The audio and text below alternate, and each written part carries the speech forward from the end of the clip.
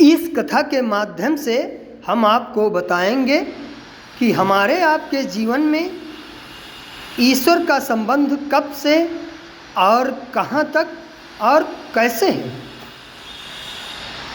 हे मेरे प्रिय साथियों, जब पिंड गर्भावस्था में उत्पन्न होता है तो उस पिंड में रजोगुण और सतोगुण और तमोगुण तीनों गुण मिल करके और उस पिंड में ईश्वर की शक्ति ला करके प्रवेश करते हैं।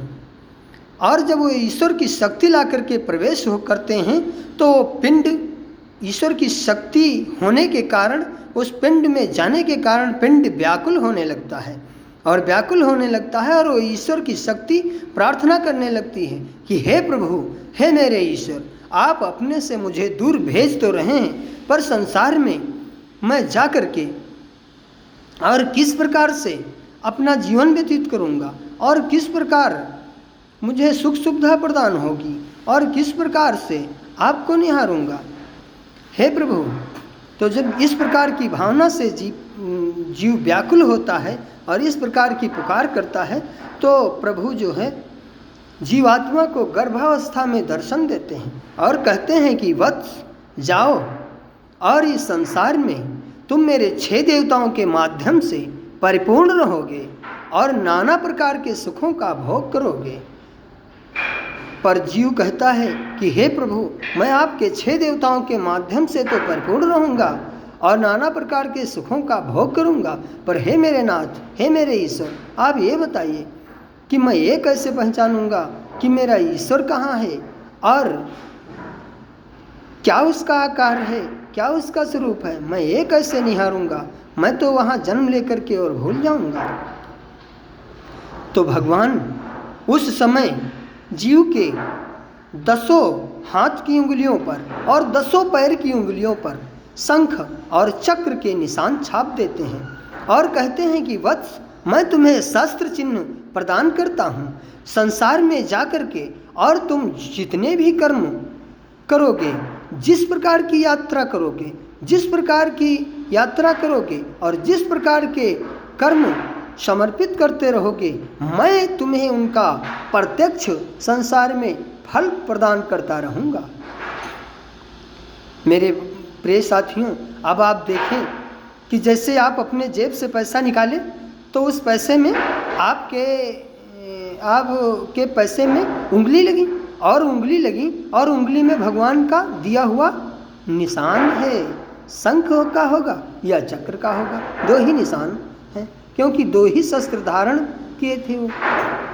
बाकी तो गदा अलग है, सब अलग है, कई शंख, लेकिन मुख्य शंख और चक्र उनका जो है प्रमुख निशान है। तो वो पैसा आपके हाथ में लगा और उस पैसे में उंगली लगी और उस उंगली में शंख और चक्र का निशान दिया हुआ प्रभु का लगा। तो पैसा आप लेकर के किसी दूध वाले को दे दिए कि भैया ये पैसा लो, हमें आप दूध दो, तो अमृत रूपी आपको प्रसाद दिया जिससे आप अमृत रूपी फल आपको प्रदान हुआ। और यदि आप वही पैसा लेकर के किसी शराब वाले को दे दिए तो वो 20 रूपी फल प्रदान किया। और यदि आप वही पैसा लेकर के किसी वैश्य को दे दिए तो वो रजोगुणी फल प्रदान किया। और यदि वो पैसा लेकर के किसी संत पुरुष के चरण स्पर्श कर लिए तो उसका भी तत्काल आपको फल प्रदान हुआ। जिस प्रकार का आप पैसा जिस स्थान पर, जिस जगह पर आप पैसा खर्च करते रहे, भगवान नारायण के शंख चक्र के निशान जिसमें जिसमें लगते रहे वो सब आपको फल प्रदान होता रहा, उसमें कुछ बाकी ना रहा। अब आगे बढ़ते हैं। देखिए 6 देवता कौन से हैं। नंबर 1 वायु देवता। वायु देवता हमारे जीवन में जन्म से लेकर के और अंत तक, इस संसार में जब तक हम रहते हैं तब तक हमारे वायु देवता हमारी आपकी सेवा करते हैं। क्या कोई चार्ज मांगते हैं? कभी नहीं मांगते हैं। क्यों नहीं मांगते हैं? क्योंकि हमारे प्रभु ने आपसे कह रखा है कि संसार में मेरे 6 देवता तुम्हारी प्रत्यक्ष रक्षा करते रहेंगे। तो प्रत्यक्ष सेवा करते रहेंगे। तो वायु देवता अपनी सेवा में लगे हैं, कभी आपका साथ तो छोड़ते नहीं, क्योंकि उनके प्रभु ने वचन दे रखा है, इसलिए साथ नहीं छोड़ते। और नंबर 2,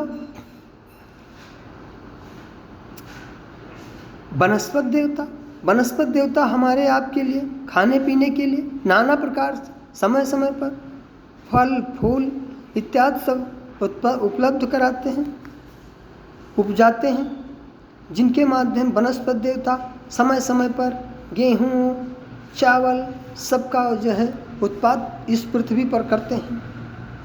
हमारे आपके जीवन को बेहतरीन बनाने के लिए अच्छे अच्छे फलों का निर्माण करते हैं। तो अग्नि हो गया। नंबर 3, अग्नि देवता हमारे हम आप दूध चावल को मिला करके अलग अलग खाएं, उसका स्वाद देखिए, और दूध चावल को एक में मिला करके और अग्नि देवता को समर्पित करने के बाद हम आप खाएं तो ऐसा वो अमृत बन जाएगा, हमारे लिए बहुत अच्छा बन जाएगा। नंबर 4, सूर्य देवता बेचारे हमारे सुबह निकलते हैं और शाम तक हमारी आपकी प्रत्यक्ष सेवा करते रहते हैं। उनको किसी अमीर की हवेली और गरीब की झोपड़ी से महत्व नहीं है। जितना प्रकाश एक तुच्छ गरीब के लिए है, उतना ही प्रकाश एक बिरला के लिए है। कोई फर्क है?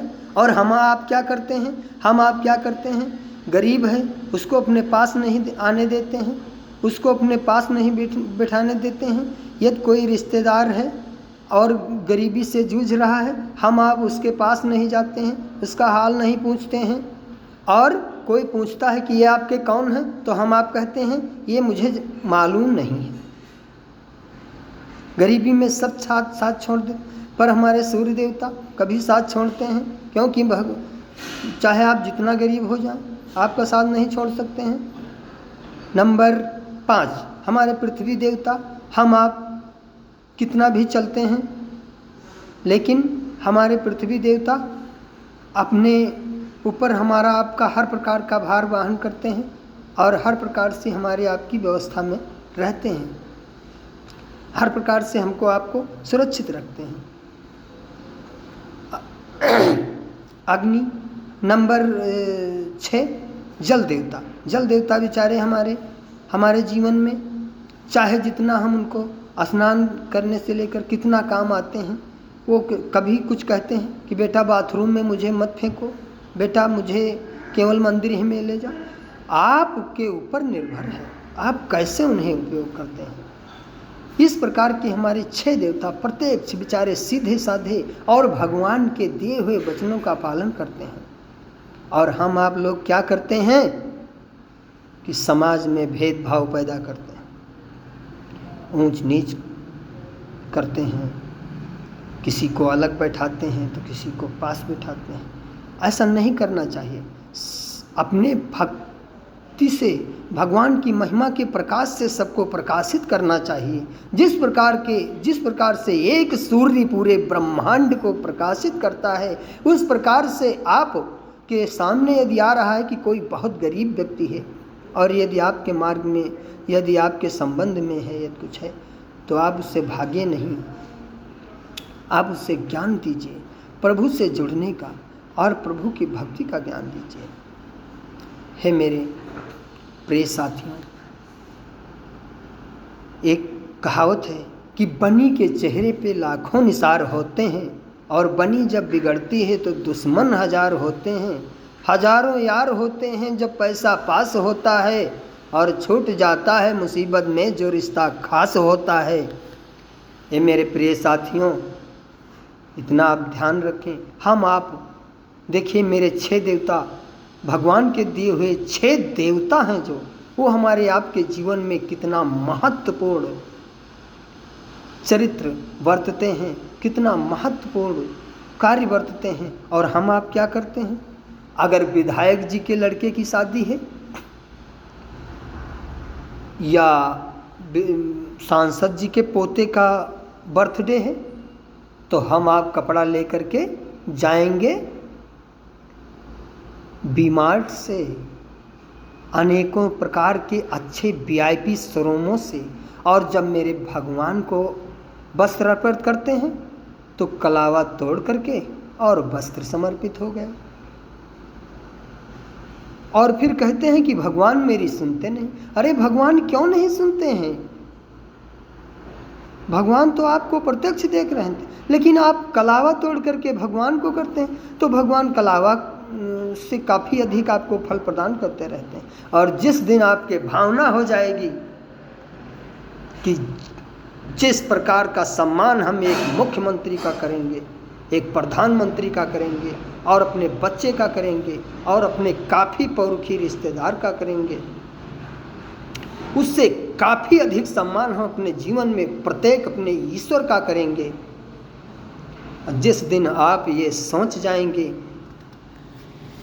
कि हम अपने ईश्वर का सबसे बड़ा सम्मान करेंगे और संसार को पूरा ईश्वरमय समझेंगे, फिर आपको ना ही किसी तांत्रिक के पास जाने की आवश्यकता, ना किसी वैज्ञानिक के पास जाने की आवश्यकता, ना किसी ज्योतिषी के पास जाने की आवश्यकता। आप कहीं भी रहेंगे और परिपूर्ण रहेंगे। मेरे प्रिय साथियों, एक वैज्ञानिक यदि ये कुछ बना करके तैयार करता है तो पूरा संसार उसे सम्मानित करता है। करना भी चाहिए, क्योंकि उसने बनाया, करना भी चाहिए। लेकिन वो सबसे बड़ा वैज्ञानिक है, उसका कोई नहीं बना सकता है, उसका बनाया हुआ यंत्र कोई नहीं बना सकता है। जैसे एक गेहूं का दाना अगर कोई एक वैज्ञानिक बना कर दिखाए तो मैं अपनी ज़िंदगी उसके नाम समर्पित करता हूँ, क्योंकि उसका वैज्ञानिक प्रभु है।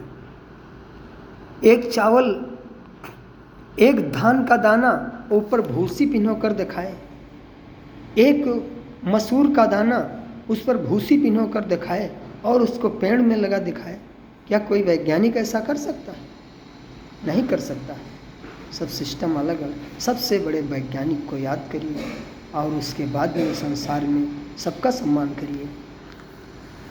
अगर ये वीडियो आपको अच्छा लगा हो तो प्रभु से जुड़ने का प्रयास करते रहिए, इसी में आपका कल्याण होगा। इस संसार में आपको मात्र 2 ही स्थानों से कुछ प्राप्त होने वाला है, प्राप्त हो सकता है, और कहीं से कुछ नहीं प्राप्त हो सकता है। या तो मेरा ईश्वर प्रदान कर सकता है आपको, और या ईश्वर के दूत प्रदान कर सकते हैं आपको, या कोई संत आपको प्रदान कर सकता है, या मेरा स्वामी प्रदान कर सकता है। तीसरा, यदि आपको प्रदान करता है तो उसके पीछे स्वार्थ का राज है। निष्काम भावना से देने वाला मात्र संसार में केवल एक ईश्वर ही है। इसलिए ईश्वर से प्रेम करो, प्रभु से प्रेम करो, प्रभु के शरण में रहो, तुम्हारे सभी दुखों का अंत हो जाएगा। धन्यवाद। जय श्री राम, जय श्री नारायण, जय श्री